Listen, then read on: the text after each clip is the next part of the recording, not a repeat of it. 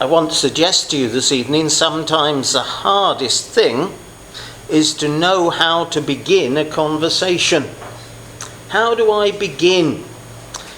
Sometimes the same question arises with regard to preaching. How do I begin? I have a different multitude of hearers. Some may be truly Christian, truly converted, going on with the Lord. Almost whatever I say, if it's based with the Lord, if it's based upon the Word of God, they will find some benefit in and they will seek to listen. But there are others who may truly be converted, who may be going through a stale time at the moment in their life. They may be going through some buffetings and some bruisings. They may be out of sorts, spiritually speaking. And it is possible, therefore, that unless I attract their attention with something that I say early on, they will switch off for the next 20 minutes, half an hour or so, and will basically take nothing from what is said. There could be present hearers who actually know nothing of the Bible at all. They know nothing of the Lord Jesus Christ. Perhaps they've grown up under some umbrella of a religion that is other than Christianity. Perhaps they've grown up under an umbrella of Buddhism, or an umbrella of Hinduism, or an umbrella of Islam, or an umbrella of Confucianism, or something similar. And what am I to say that will stop them from simply going over in their own mind? Maybe they're watching this on the internet later. Will simply, as it were, stop them going over in their own mind, their own faith, their own belief. Paul faced a similar issue. In Acts 17, he had spoken in the synagogue with the Jews. That's Acts 17, verse 17. But when he comes to talk with the philosophers in verse 18, and they questioned and asked, what does this babbler want to say? He seems to be a proclaimer of foreign gods. Paul has an approach. He has a way of speaking, a way of addressing them. And he does so from the 22nd verse of Acts 17, when he tells them that they are very religious or very superstitious. He's saying they have, as it were, a very flexible religion. It is a sort of religion that is superstitious. My nan was superstitious. She had a favourite hymn. It was the hymn that had the Danny Boy tune, and whenever we sing that hymn, I can't help but think of my nan. But she was superstitious. When she read a newspaper, she would read, first of all, she would turn not to the headlines, not even to the sports page and find out who had won the latest football match or the Ashes series, but she would turn immediately to the horoscope. That would be her first port of call. She was superstitious. And people today are often very superstitious. We live in a society that prides itself upon science, so-called, but in fact is often driven by fashion and by not scientific fact and scientific theorizing, but by some popular paradigm that is said to be scientific. Well, we live in an age that actually has become superstitious. But Paul builds upon what he sees in Athens, the altar to the unknown God, and he declares, therefore the one whom you worship without knowing, him I proclaim to you, God who made the world and everything in it, since he is Lord of heaven and earth, does not dwell in temples made with hands. I would suggest to you that when we are dealing with those who, unlike those who have come as proselytes from the Jewish or to the Jewish religion, and those who've gathered from many different countries, as Peter preached to on the day of Pentecost, that here we have the starting place for those who engage in some other different variant form of religion than the Bible-based Christianity we seek to declare. We start with God who made the world. And that is the place we begin with unbelievers as we find in Acts 17, but it is also a place where God may choose to deepen our understanding as believers.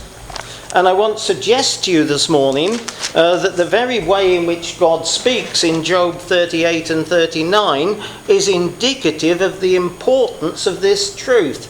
God who made the world.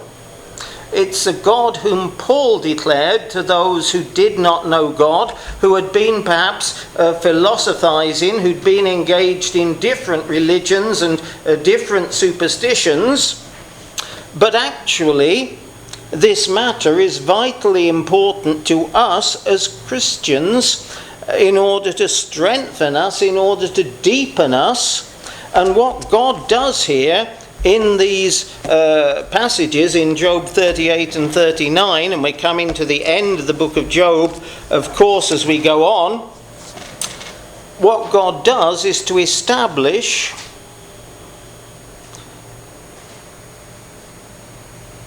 that God is the creator, the designer, and that God in providence rules in every detail of life. And I would suggest to you that very often we have lost our hold not simply upon the fact that God is creator, and in evangelical churches today you find confusion over the issue of a six-day creation. If you read Dr. Lloyd Jones's lectures, you discover that when he gave those lectures, and some of them many years ago now, there was no doubt, no dispute that an evangelical believed in a six-day creation. Today we have a multitude of beliefs under that banner of evangelical. There are people who will say that they believe in an individual Adam and Eve, but they come at the pinnacle of, as it were, a race of ape-like creatures gradually proceeding to come to be the human beings that we see as our first forefather, first mother. The trouble with that is that we are told that sin entered the world and death through sin. There was no death before sin. A plant might decay, might decompose, might be composted, but that is not death.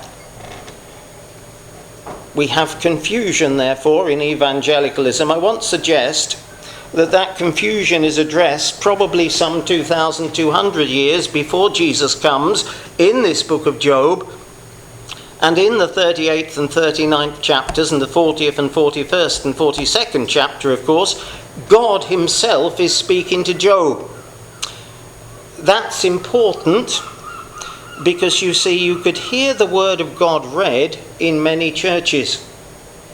You can hear the word of God read in many churches, but then in the sermon you will be told that not only are those who have different persuasions welcome to come into the church under the preaching of the word, but also that they are welcome to remain unchanged, and that God loves them as they are.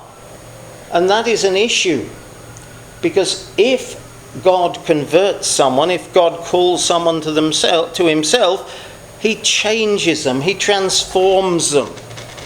I just want to summarize as we begin some of the opening comments made by different biblical commentators upon this passage. And I'm going to come at the end to a very succinct comment, which I think is very helpful to us in terms of these 38th and 39th chapters particularly. You see, we live in an age where people have forgotten that there is a creator. We no longer tell children that there is a creator. We tell them very early in their days that there was a big bang.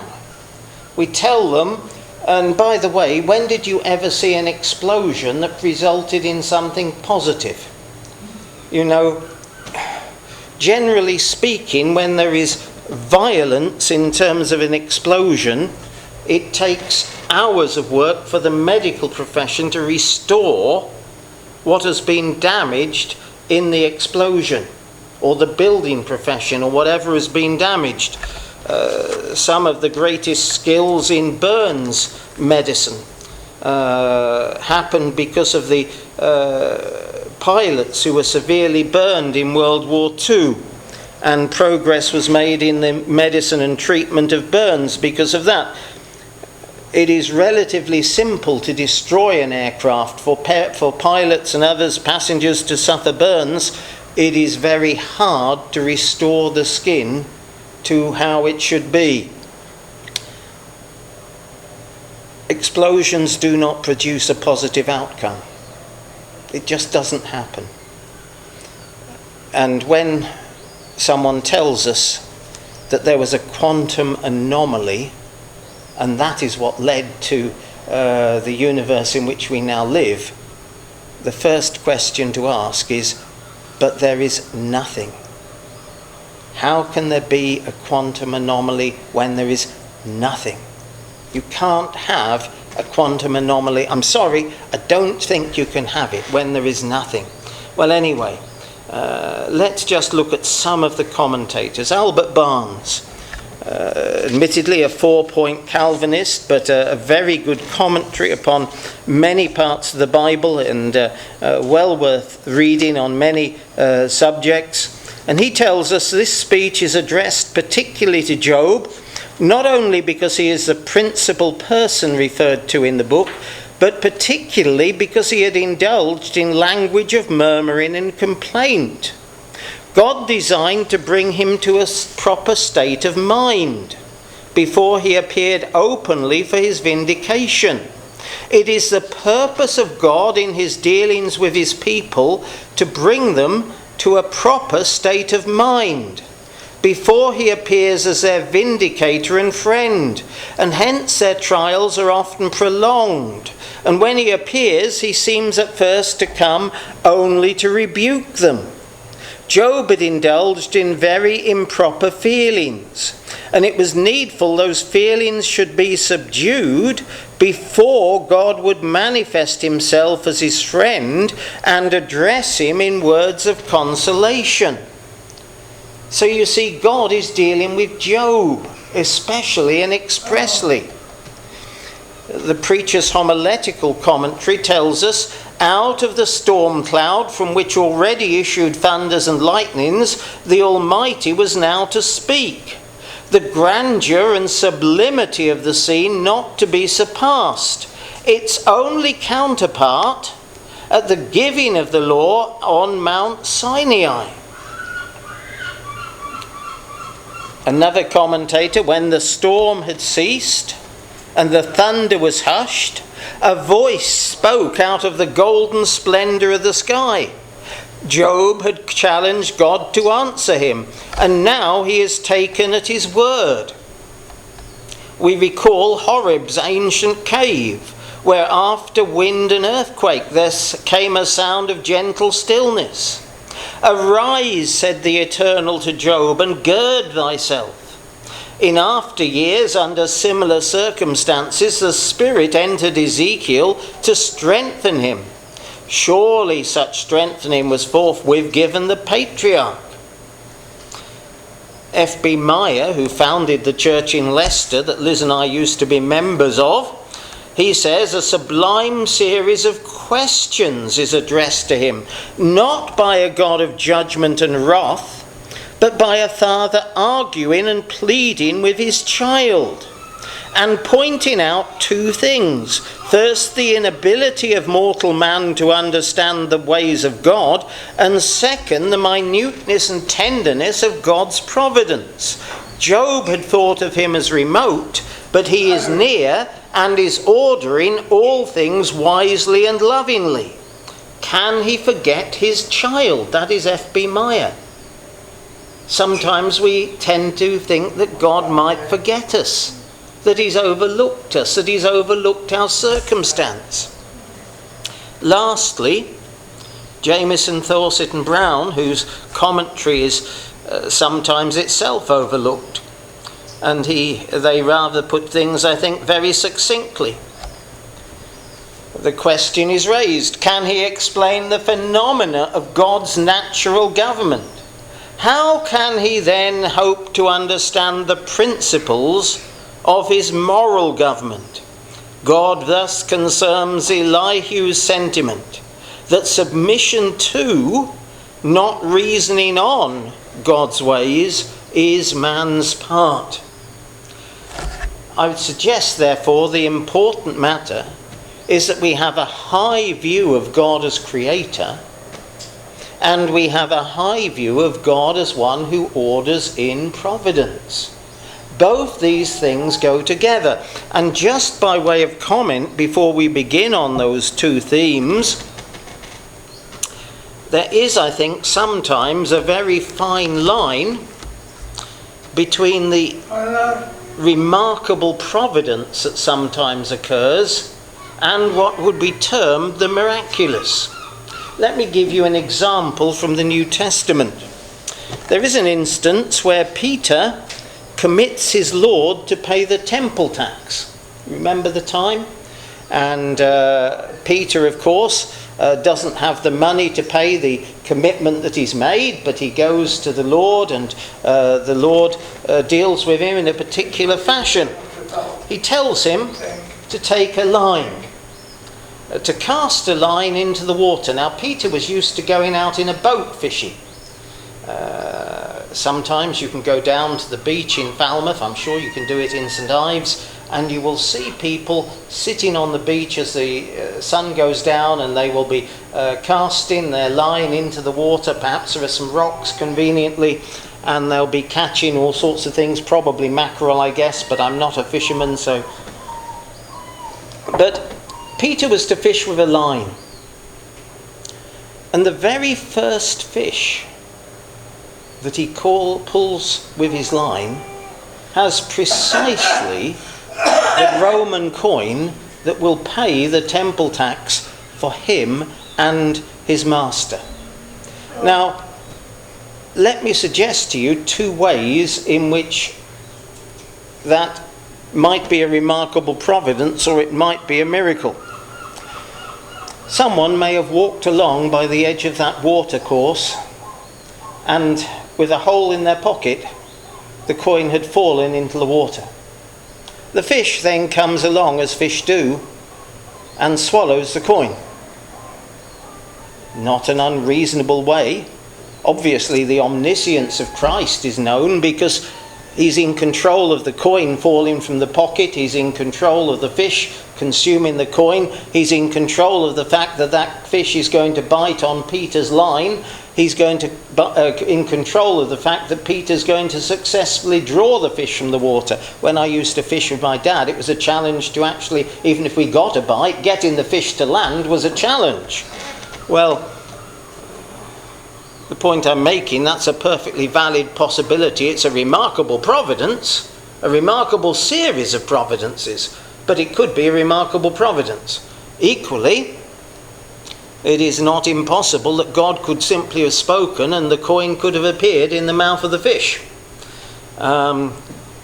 Probably wouldn't have done much for the Roman treasury if God did that on a vast scale, but subject to the pound in our pocket not being devalued, I don't think it's any worse than Harold Wilson's comment back from about 66 or thereabouts. But the point I make is that there is a fine line between a remarkable providence and an act of God's creation, an act of God's miraculous power. But we must understand God as the designer and the creator. And so God begins by instructing Job to brace himself for dispute, to prepare himself for this dialogue with his creator, with the one whom F.B. Meyer says is by a father arguing and pleading with his child. He's not going to turn his back on his child, but he wants his child to come to a place of mature understanding. That's why we're saying that whether you're an unbeliever who's listening to this message, the reality that God is creator is vital to you, but it's actually vital to you as a mature Christian believer also, whether or not you're walking close with the Lord. The fact that God is designer and creator is a vital matter. This universe is not the product of an unguided, random, accidental process. It is the product of a process that is designed by God and which is a 6-day creation. And the first thing is that Job must brace himself, must prepare himself. Sometimes people's devotion is largely at the very end of the day. They're very tired. They open their Bible. Before they know it, before they've even remembered reading any part of the Bible, their eyes are shutting. Before they've even prayed. It may not be the best time. It may be this injunction in verse 3 of Job 38, prepare yourself like a man, applies to us in our devotions. That we need to brace ourselves, we need to strengthen ourselves, we need to prepare ourselves for our communion with God. It may be, of course, that your physiology, your blood sugar levels and so on are such that you actually stay well awake past midnight, and that you can say, well, my quiet time is at 11 o'clock or midnight, and I go till 1 o'clock or 2 o'clock or whatever it is, and I'm not somnolent, I'm not tired, I can appreciate what I'm doing. Absolutely fine. You know yourself. You need to know yourself. But brace yourself, whatever time it is. I will question you and you shall answer me, says God. And then he asks a question. It's rather similar to the question that Ken Ham, the creationist, asks very often in his meetings. He says, rhetorically often, of those who put forward certain positions regarding geological ages, and very often he will say, well, were you there? Were you there? And it's a valid question. We may not like sometimes the abrasiveness of the Australian approach, but were you there is a question that echoes. And it's the first question that God asks Job. Job, remember, is living the earliest, somewhere around 2,200 years before Christ, possibly a bit later, depending on which of the commentators or which of the experts you follow, possibly up to 500 years later. But in either way, he is living sometime after the creation. And God says, where were you when I laid the foundations of the earth? The first thing from this is that God is a designer.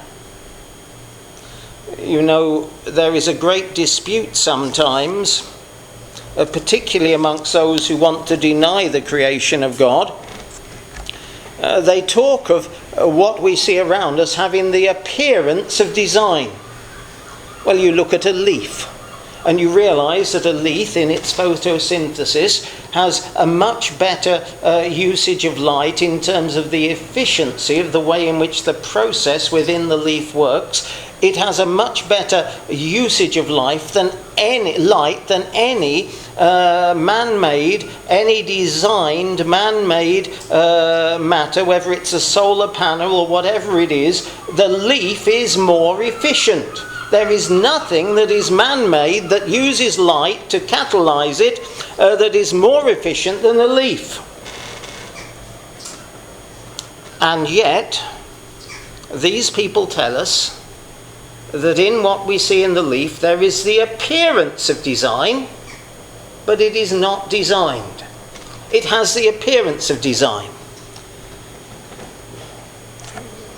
The solar panels are designed by the best scientists, can't match the efficiency of the leaf, but the leaf has only the appearance of, I suggest actually, if you have a young child, just show them the beauty of a leaf. Explain something of what the leaf does. The remarkable way in which that leaf contributes to this planet and the well-being. photosynthesizes and all the rest. It's wonderful. There is design. And verse 4 of Job 38 is absolutely clear that there is a designer. You know, when you build the house, you don't normally begin with the roof. It would probably be very useful. Sometimes these days you do see these tents around buildings. They didn't used to use those, but now it means that they can work in all sorts of conditions, and they can put paintwork on and do all sorts of things protected by the elements. But it's only a relatively modern innovation. But there is a designer. If you're building a building, you excavate the foundations and then you lay your concrete foundation. I know someone, a family member, they're in the process of building a house. The first thing they did was to dig a great big hole. You don't see the walls rising, all you see is a hole. And the next thing you see is a layer of concrete filling the hole. You think, well, what a waste, they've just dug all this hole out and now they've filled it in again. Well, I mean, how daft is that? But actually it's sensible, isn't it? Because you're laying a foundation. What was there at first? I heard of someone who was laying a foundation and they discovered that there was all sorts of rubbish had been deposited by the builders of the estate where they wanted to build their new foundation. So they had to take away truckloads of the rubbish in order that they could actually excavate and then fill in the foundation. Well, the point is, there is a designer before the foundations are even laid. And Job is being challenged. Were you there, Job? No, you weren't there. I mentioned last time, just briefly commenting upon this, that when Magellan sailed around the world, he was relying upon an inaccurate measurement of the world's circumference. And therefore he thought his journey was going to be a lot shorter than it actually was. Comes as a bit of a shock when you're 10,000 kilometres out. But he was using the best estimate of the time. Well, Magellan lived some perhaps 3,700 years or so after Job. And he had a bad estimate of what God is about to say to Job. Tell me, if you have understanding, who determined its measurements? Well, Magellan could have done with better measurements. Who determined its measurements? Surely you know. Who stretched the line upon it?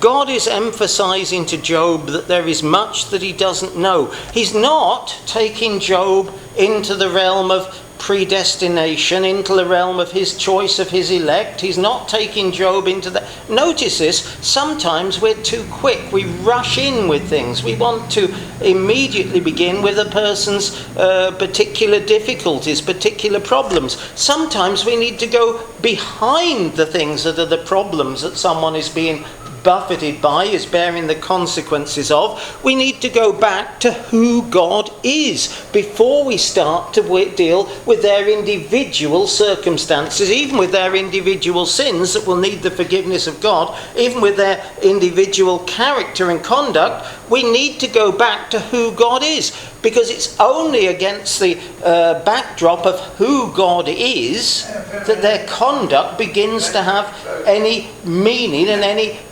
place. It's against that backdrop. So Job is telling us of the self-existent God who has chosen to create this universe. And surely this is a part of the banner that an evangelical church needs to raise. That there is a creator God who is a designer, that things are not happening haphazardly, that even when we see utter confusion seemingly in our government, that God is still in control.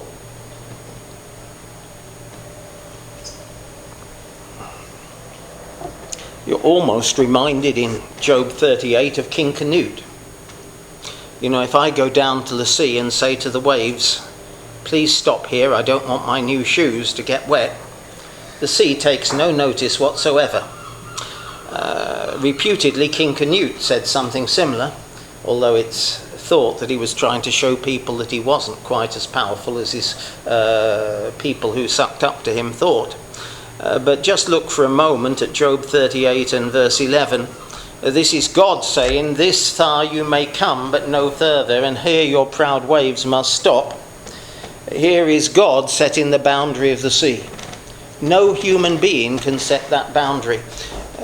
But it is a remarkable thing. You watch day by day and see the tide in a place such as this, as it rises and falls. And there's a particular place where we drop the children to nursery, and sometimes in the morning you go and there's a mud flat, and the boats are sitting on the mud. And it's reminiscent of that time that Spurgeon spoke of, the Thames in Spurgeon's time, of course, much more affected by the tide. It was before the building of the embankment, which narrowed the flow and made it faster. It was before that time, and he would see the Thames with the tidal flow and basically mud for a great expanse of the Thames, and he looked at the barges. And he gives the example, I'm not quoting Spurgeon verbatim from memory, you'll have to look it up, but he talks that you could bring a group of the guards down and they would struggle to move one of these barges when it's in the mud. You could put a line on it and haul it, but you would struggle to move it at all. But then he said, when the tide comes in, a little child can move that barge with one finger.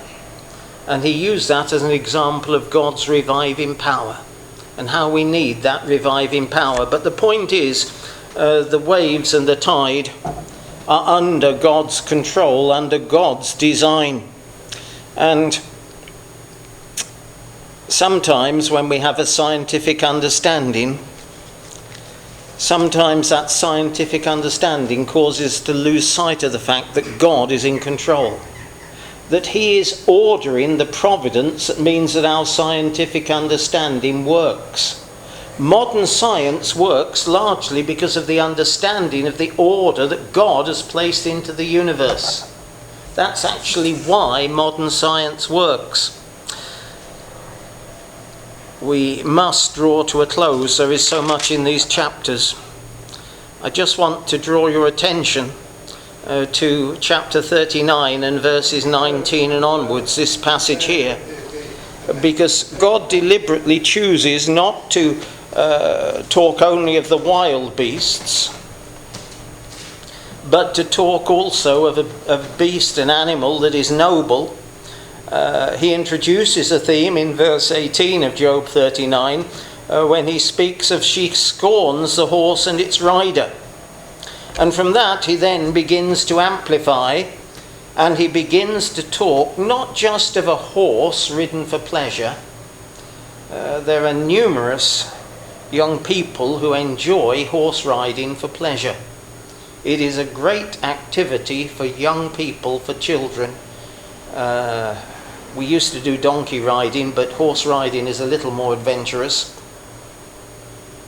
But what is interesting is that at this point, and throughout all of the intervening examples that God has given with the different animals that he mentions and speaks of, they're all wild animals, all non-cultivated animals essentially.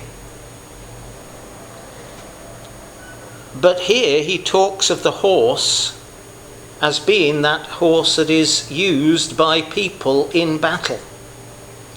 You know, it's not so long ago there was a musical production, I think it was called War Horse. Michael Morpurgo, do I remember being involved? And very good. I haven't seen the review, but it took the theme of the horses that were involved in the conflict during the First World War. By and large, we forget the First World War. It had numerous horses, not just in cavalry terms, but in terms of the transport also. But I find it very interesting that God uses the analogy here of this horse in battle, and the instinct of the horse almost to be involved in the battle. You can almost hear Tennyson on Into the Valley of Death rode the 600. You can almost hear the Michael Morpurgo war horse. And I find it striking that he chooses, as one of the examples he's setting before Job, to use the example of the conflict of the battle. There is a lesson here that it is not always wrong to engage in conflict, in warfare, though of course that must be, in the Bible's terms, a just war. But what is interesting is that this animal is spoken of as one that is related to man and that is assisting man in this. And then God goes back to an animal that is in its wild environment. Does the hawk fly by your wisdom? He's speaking here of the eagle making its nest on high. He's on the crag of the rock and the stronghold. I'll leave it to you to work out why God chooses to emphasize the warhorse within this wonderful list of the lessons to be learned from the animal creation. God hasn't even begun to rebuke Job for his murmuring. He's simply telling Job, you are not the self-existent God. You had a beginning. God did not have a beginning. I did not have a beginning, he's saying to Job in effect. My wisdom controls all these things. Whether it's the warhorse or whether it's a hawk, whether it's the ostrich or the wild donkey, whether it's the ox or the lion, the mountain goat, my wisdom superintends them all. That's a lesson we need desperately to learn. We're going to turn to our hymn books to sing 574, How Firm a Foundation